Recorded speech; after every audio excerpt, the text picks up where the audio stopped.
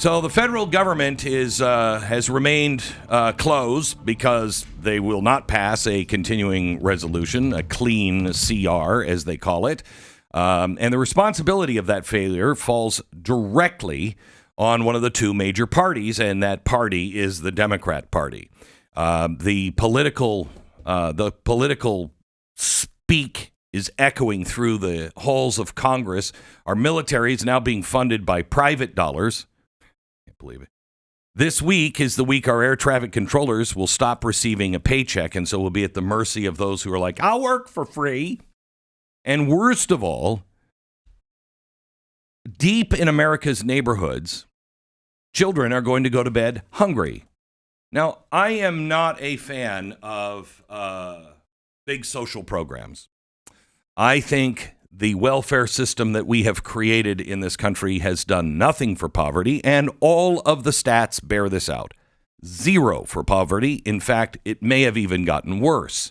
But the party that purports to represent the weakest among us, the ones who are like, they want your children to starve in the middle of the street. The ones who represent the weakest are the ones who are refusing to keep the lights on, or now to secure the food on the table for the poor and the vulnerable.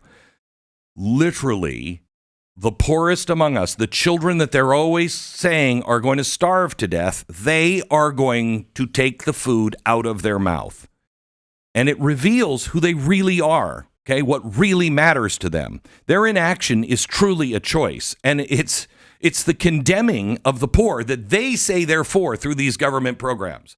I say that's not the way to do it. They say it is. But now, after they have enslaved people on these government programs, they're just yanking the carpet out. So here's what actually is happening.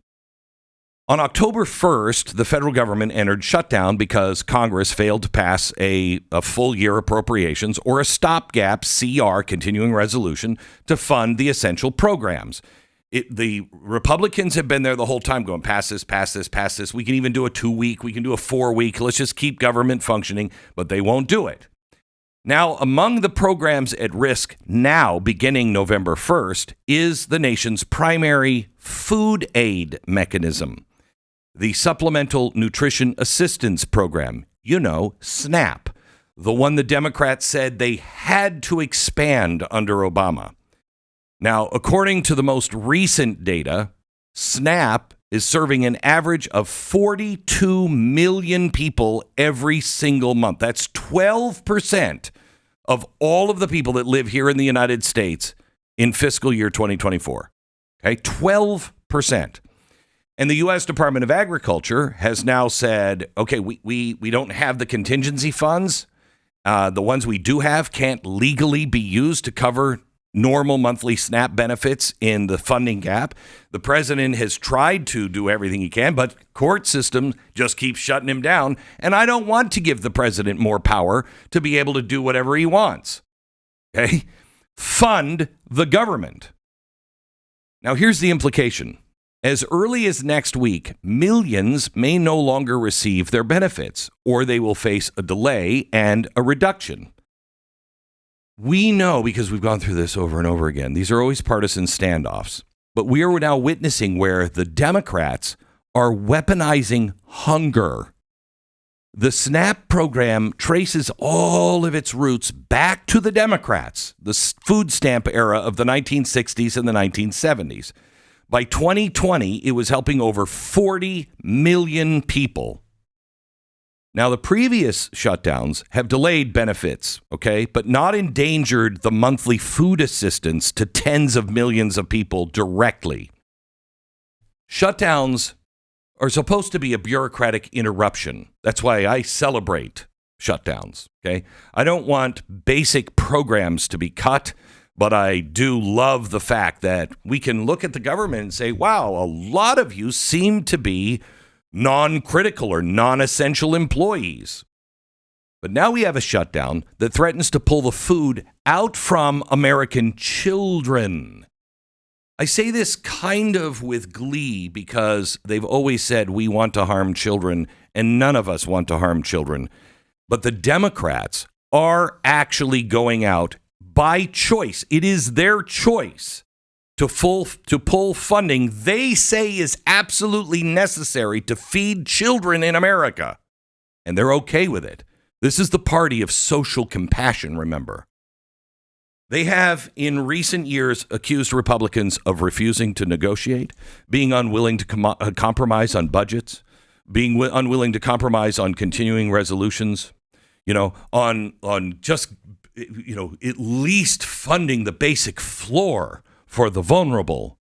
And yet the Democrats are now leading us into the longest shutdown in our history. And they are knowingly using hungry children and babies to do it. And why are they doing it? Why are they doing it? Let's be honest.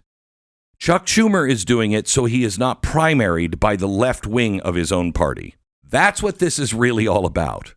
Okay? And this contradiction matters. When you accuse the other side of refusing to negotiate, yet withhold life support for children, your moral vacuum is a little stark and clear.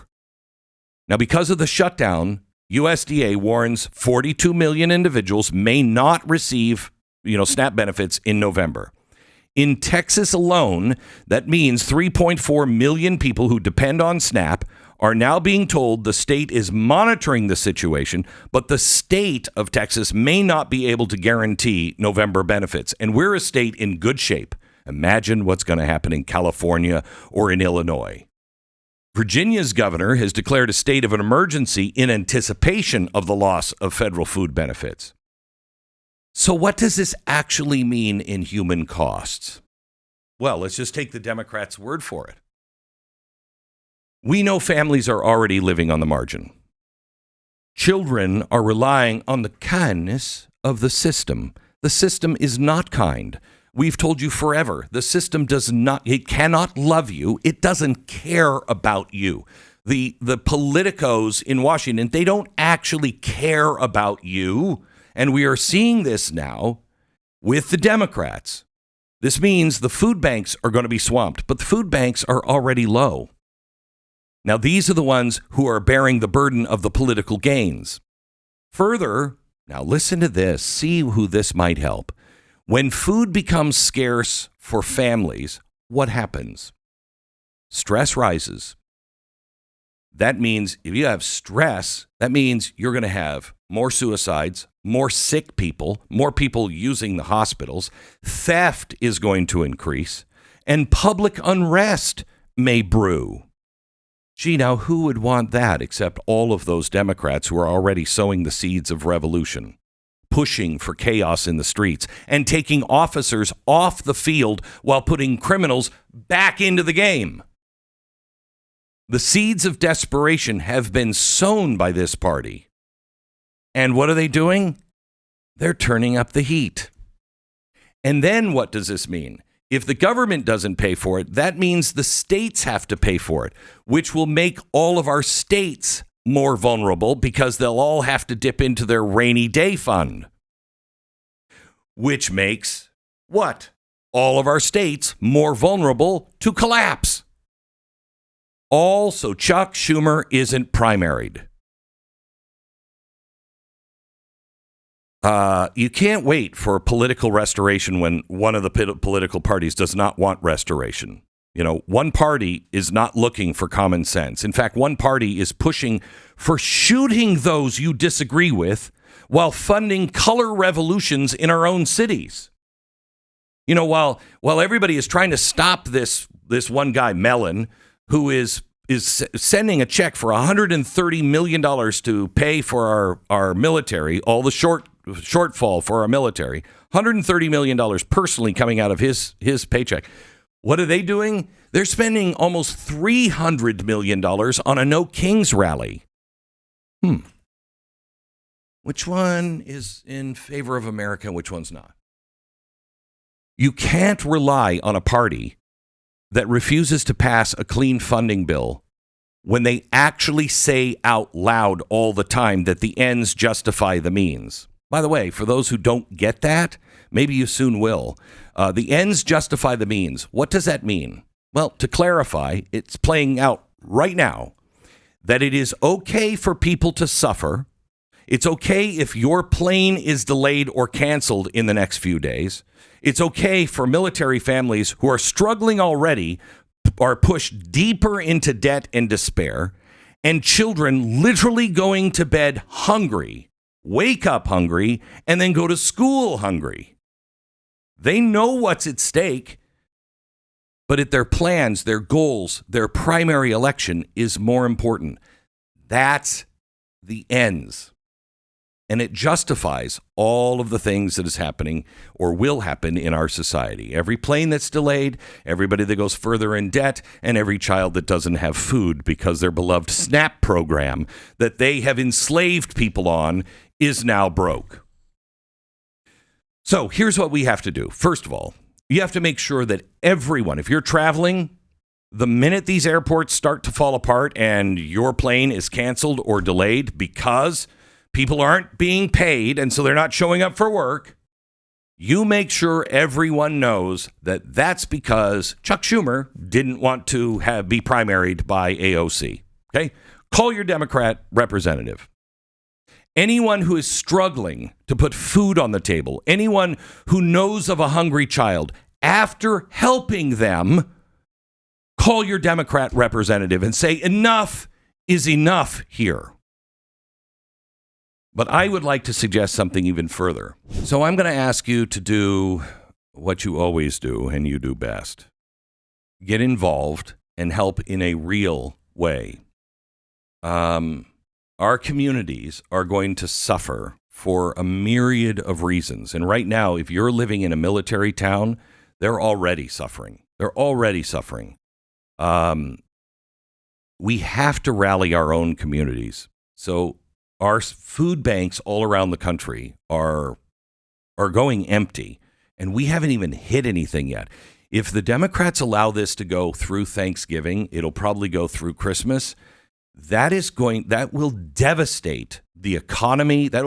We'll all be looking at food banks soon. Okay, so we need to stock up our local food banks. You need to get your church involved, get everybody involved. If your church has a food bank, please deliver food to the local church. Okay, we need to reach out to schools. We need to mobilize our churches, our civic groups, our community centers.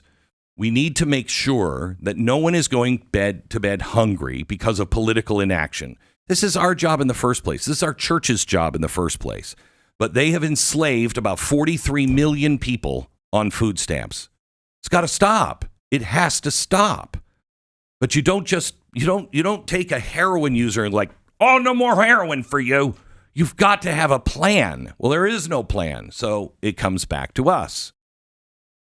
Food is now being used as a weapon. So we have to disarm that weapon because this makes a difference. You might say, well, you know what? Those people can work or whatever it is that you might say in your head. This is going to cause civil unrest, and you're already seeing it. The seeds are being planted online already. That if they don't give us our money, and they're not talking about the Democrats, they're talking about Donald Trump. If they don't give us our money, well, then it's time to take action ourselves. And you will see an increase in theft. You will see an increase in disillusionment. You will see an increase in violence in the streets. It will happen. So let's disarm that by doing the right thing ourselves with kindness, with service and responsibility. Let's show people that, there is one side that actually cares about the poor. We always do. We're always there. Let's demonstrate leadership when everybody else wants to demonstrate, I don't even know what. When the left fails to act, let us be the act. When food becomes a bargaining chip, let's render it bulletproof by putting some meals in some hands. Let's be seen doing real good. Politics be damned. Principles are what matters. I can't believe all of these years they've been saying, and they want your children to starve. And they are, I heard a Democrat this weekend say, we know this is going to cause pain, but it's important. Really? Because you have said when we're not talking about things like this, when we're talking about just not increasing the spending, not decreasing, you're telling us that we always want hungry children to starve. You are literally taking the only safety net away that they have, that you created and enslaved them with. I'm sorry, but, an empty belly doesn't know compromise. It doesn't. We have to stand in the breach while Congress stands idle. How do you not pass a clean CR when food? I mean, that's the minimum of decency, isn't it? When they refuse, and I don't know when people will get this, what they're saying is, we don't really care. We care about our politics more. Enough is enough. Enough is enough. We'll do our part. We should feed the hungry in the first place. We should support the children. We need to lean into service a little bit more and disarm the politics of hunger by living higher than politics, principles of love and responsibility. I mean, it's clear how truly little they care for those at the bottom. Time to carry the torch for the powerless. I knew John Huntsman, a good friend of mine, and in 2008, he almost lost his petrochemical company and lost everything. He had mortgage everything, and just everything was on the line. And when he finished, he said to the banks, now I need a loan for charity. And the bank went, charity? We don't loan for charity. And he said, I have promised millions of dollars to these charities. And they said, well, just tell them to wait. You're in a bad situation. And he said, I tell you what, why don't I take you to the homeless shelter and you tell the hungry to wait?